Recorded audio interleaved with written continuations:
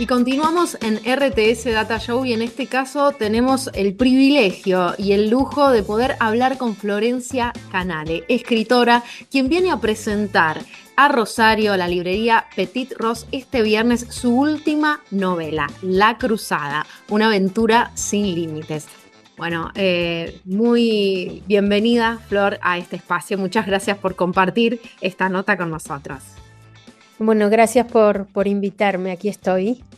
Bueno, Flor, en principio, La Cruzada, en esta novela, de alguna manera viajaste a un tiempo anterior al de tus novelas anteriores y también a otro continente para hablar de Catalina de Erauso, este personaje legendario y transgresor.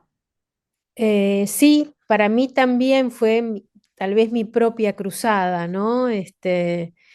Un nuevo desafío y bastante novedoso precisamente por eso, ¿no? Porque, bueno, mis anteriores novelas transcurren en América, digamos, en el Río de la Plata en principio, pero también en el resto de América del Sur y en el siglo XIX, en general durante el proceso independentista de América. En este caso es una mujer que nació en 1592, ¿no? Nos vamos muy atrás, y en San Sebastián, digamos, aunque por supuesto viajó a América, algo bastante novedoso para una mujer en el siglo XVII, eh, y bueno, digamos, hacer pie en Europa, en España, en Europa, en el siglo XVI, fines del XVI, principios del XVII, para mí fue un viaje particular, ¿no? Esto, ¿no? Un viaje en espacio y tiempo que me ocupó por completo, ¿no? Meterme con una mujer de otro país, tan alejada, tan distante en el tiempo, bueno, me proponía, sí, un desafío, sobre todo esto que decías, ¿no? Una mujer legendaria, eh, y transgresora, ¿no? Una rebelde sin límites. Incluso, bueno, como vos comentabas, alejada muchísimo en el tiempo, cientos de años, pero reivindicando valores que incluso ahora están en disputa de alguna manera, ¿no? El hecho de ella vestirse de hombre para salir a luchar, encabezándose como militar, como soldado, transgrediendo las reglas en un momento donde incluso estaba la Inquisición persiguiendo esas Ujú. esas transgresiones. Sí, digamos, no es que ella hubiera querido, no era ese su deseo, digamos, em, ingenuo, este, ¿no? El de ser, digamos, el de vestirse como varón. Se viste como varón para salvar su vida, digamos. En todo caso, encuentra en eso, en las ropas masculinas, un salvoconducto para seguir viviendo, ¿no? Una chica que es ingresada a los 4 años al convento en San Sebastián, como sucedía prácticamente en general ¿no? Las hijas de los nobles, y a los 15, antes de profesar los votos, entiende que esa no será una vida para ella. ¿Cuál sería esa vida? Digamos, es bastante temerario en principio, ¿no? Desde los 4 a los 15, encerrada en el claustro del convento, desconoce casi por completo lo que es el mundo, lo que es la vida, lo que es fuera de esas paredes. Em, claro, sabe muy bien que ser una fugitiva de Dios en este caso es, además de ser casi un pecado mortal, corre peligro su vida, como bien decías, ¿no? La Inquisición era un aparato en ese entonces brutal y de castigo, eh, feroz. Si hubiera sido descubierta en plena fuga, hubiera sido apresada, torturada y tal vez asesinada, ¿no? Quemada en la hoguera, son los tiempos de la quema de brujas.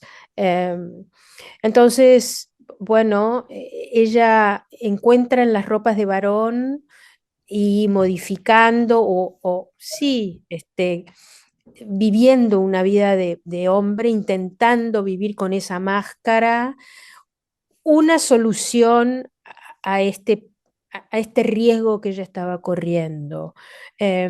Por supuesto, eh, bueno, le sale bastante bien, digamos, porque no la apresan, anda escapando y demás, incluso en un momento decide embarcar y como bien decías, se transforma en soldado, ¿no? En alférez.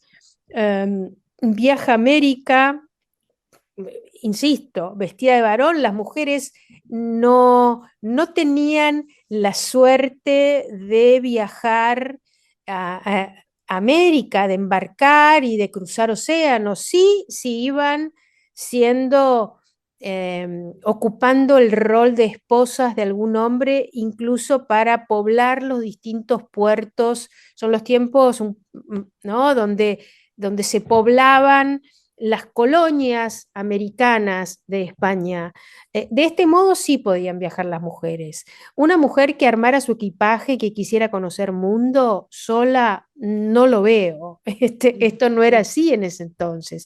Ella, bueno, toma esta identidad nueva, eh, escondida, digamos, no andaba, sí, cuidándose de no ser descubierta y bueno, y como decía, ¿no? Viaja a América. Por supuesto que en toda esta cruzada, ¿no? En toda esta su cruzada, comete todo tipo de delitos, tropelías, ¿no? Se bate a duelo, mata gente, se transforma en una ludópata, digamos. Debe vivir seguramente como elección, no quiero pensar que fue obligada a esto, fue su elección. Eh, Quiero decir, por la cantidad de delitos que cometió, no pensemos en una víctima en este caso. ¿No? En este caso y seguramente en tantos casos, ¿no?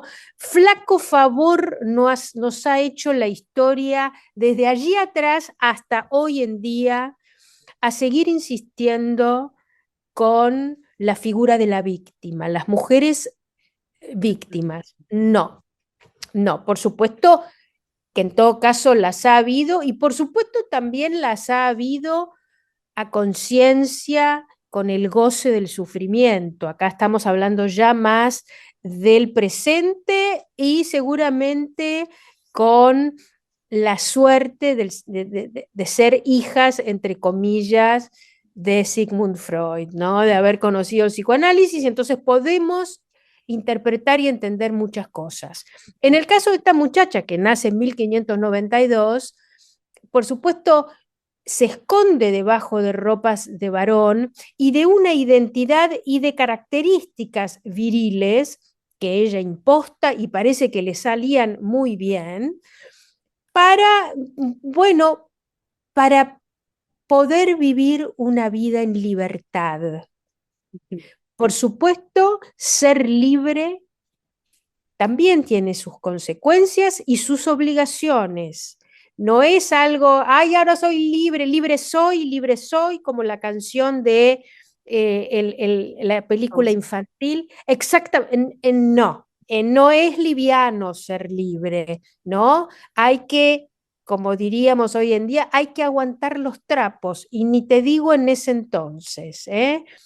No era fácil ser libre. Bueno, Catalina de Rauso lo logra. Bien, me imagino que vos solés o has investigado mucho sobre la historia argentina, pero esto te llevó a investigar sobre la historia europea, digamos, te embarcaste en otro, como decía al principio, en otro viaje y en otra investigación que seguramente habrá llevado mucho tiempo, mucho ahondar libros tras libros. Sí, por supuesto. Imaginemos que en todo caso Catalina nace, como te decía, en 1592, un siglo después, entre comillas, del descubrimiento de América. En tiempos de Felipe II, el rey por excelencia de la historia española junto a los reyes católicos.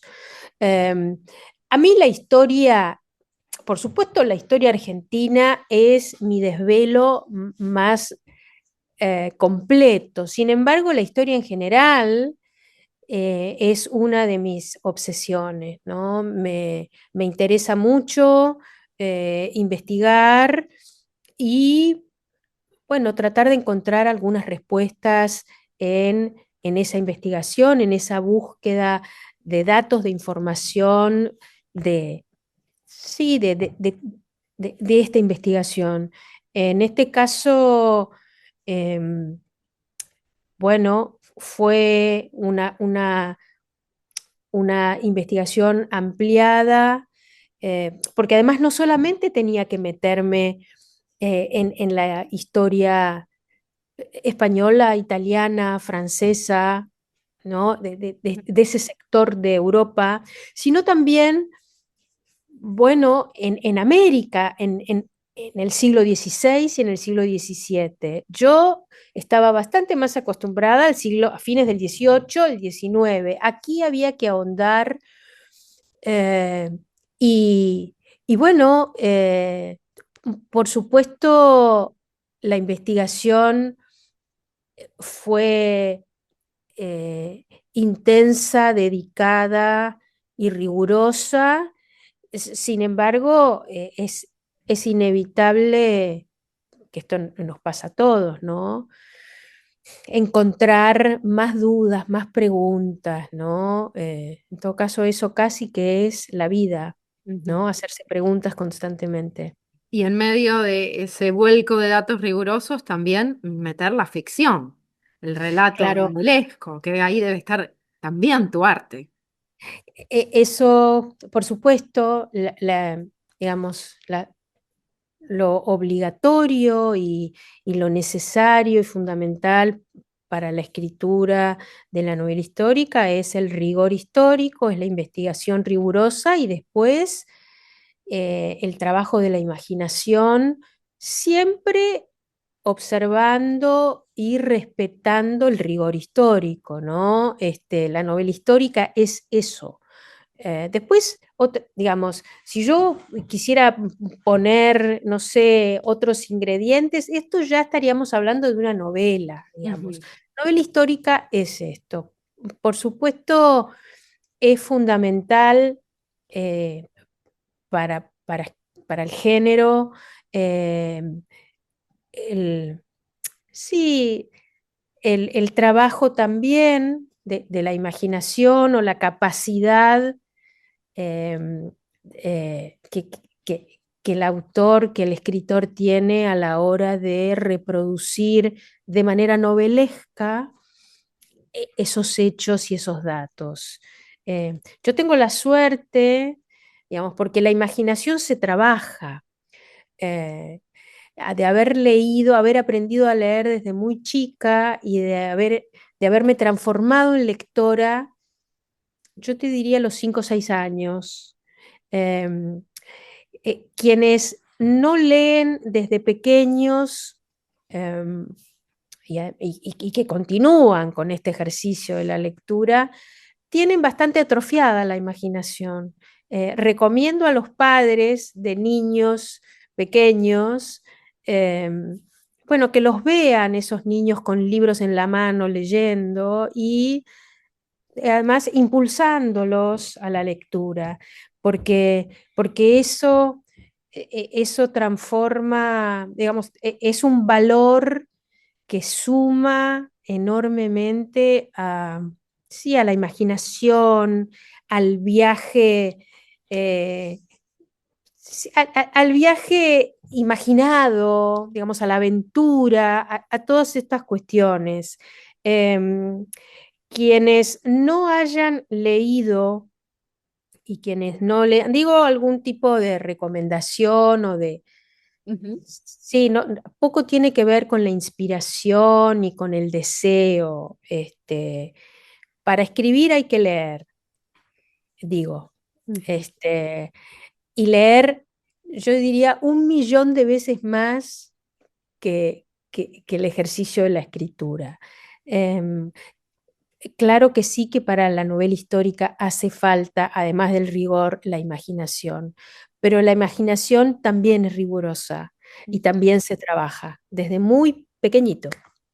Bueno, nos quedamos con este consejo sumamente útil para todo aquel que quiera incursionar en la escritura, pero también en cualquier otro lenguaje para el cual es muy útil leer y leer mucho, sobre todo en estos tiempos.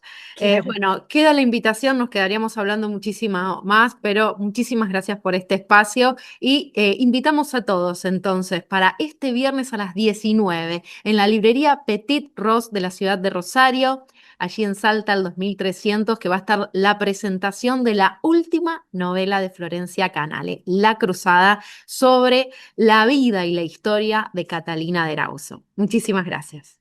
A vos, muchísimas gracias.